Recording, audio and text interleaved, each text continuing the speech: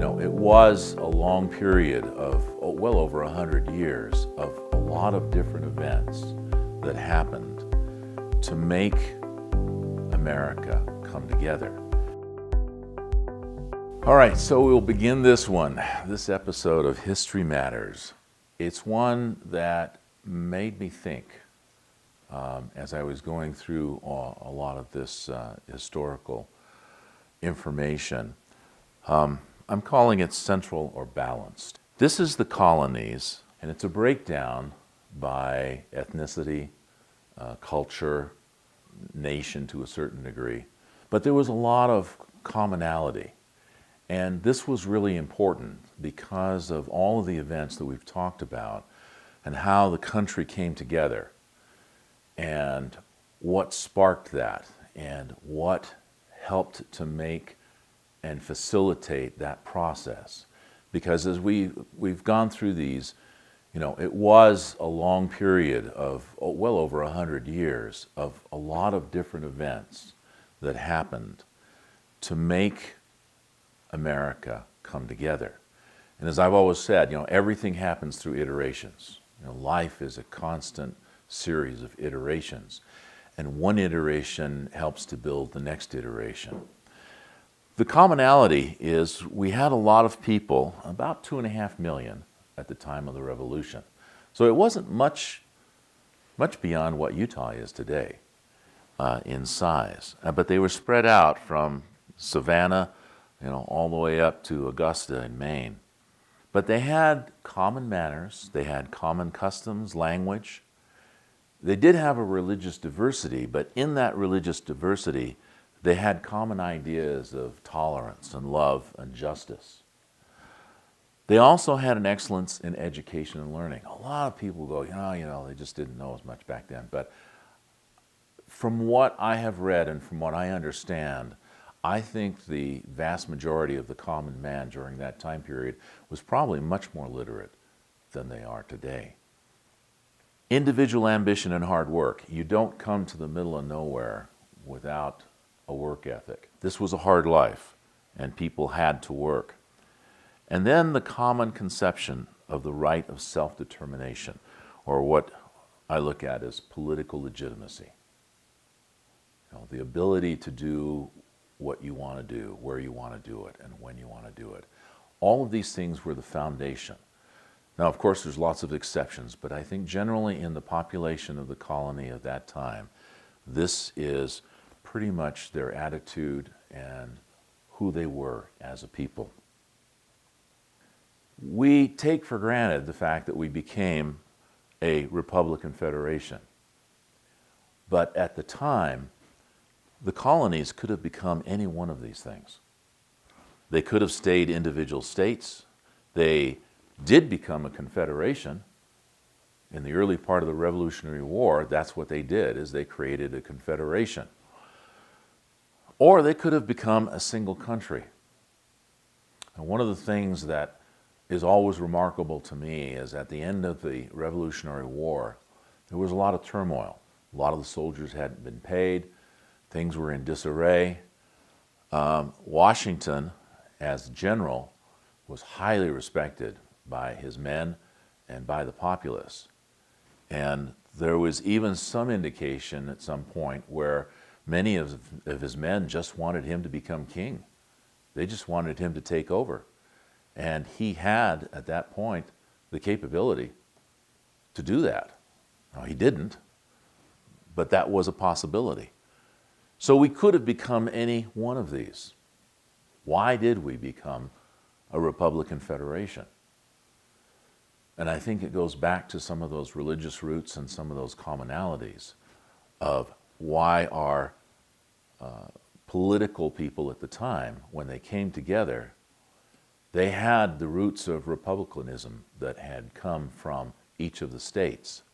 As you can see, the citizenship, money, power, laws, they're all handled differently. And we have come up with a Republican federation that gives us much more latitude and freedom than any one of these other options would have. So it's something really interesting to ponder of how we got to where we are when we could have gone so many different ways. Why does this matter? In the Constitution and as a Republican federation, it divides powers like no other type of government. And this really was a one-of-a-kind, unique experiment in history to become a Republican federation with the capabilities that it had. No other country had done that throughout all of history. Even the Greeks, they were city-states, but they were basically a confederation. They were not a federation. But the concept of republicanism came from them. In our powers, and we see a lot of things happening today in Congress that are threatening this. We have national powers, the ability to coin money, conduct foreign relations, regulate commerce, provide an army, declare war. They were specific and enumerated. And in the Constitution, it said, whatever is not specified or enumerated in the Constitution belongs to the states. Now we're going to talk a little bit about how that has changed, and how there's a weakness in that. But this is important to understand, especially as we start to see what Congress and other groups are trying to do within the light of our current laws. One that's a hot button right now is elections. The Constitution specifically gave to the states the ability to set the time, place, and manner of elections. Now we see the federal government trying to usurp that and bring that over here. It is not enumerated in the Constitution for the federal government. They try to argue a lot of different things, but it is specific to the states. The concurrent powers are things which are shared, and taxing, borrowing money, establishing courts or lower courts is a part of that. But it's important to understand this distinction in our federation so that we don't, as a state power, lose that to the national federation. We have approximately 90,000 different government entities in the United States today.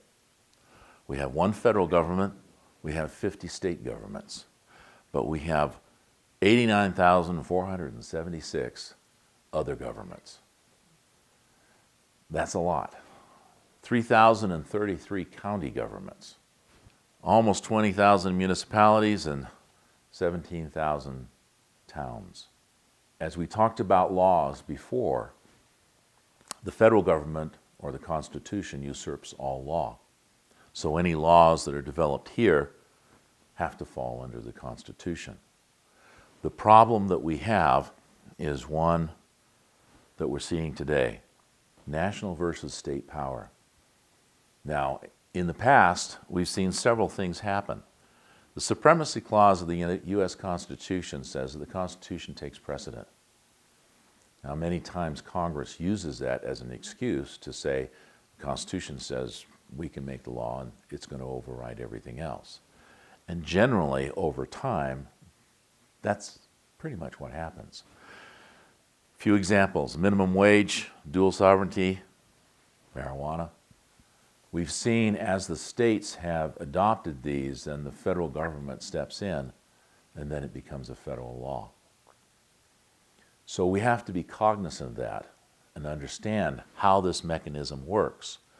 We do have that supremacy clause, but we also have the state power, and through our own state politicians, we need to be cognizant of how we control that, because the federal government does try to make that an overriding capability of them to usurp power where they shouldn't usurp it. Our freedom is about the power of law. And as we saw when we talked about pirates and how important it was for every individual to know the law and to be involved in the law, we have to be involved because the power of the law is where our freedom resides. And that's important because history matters in your life.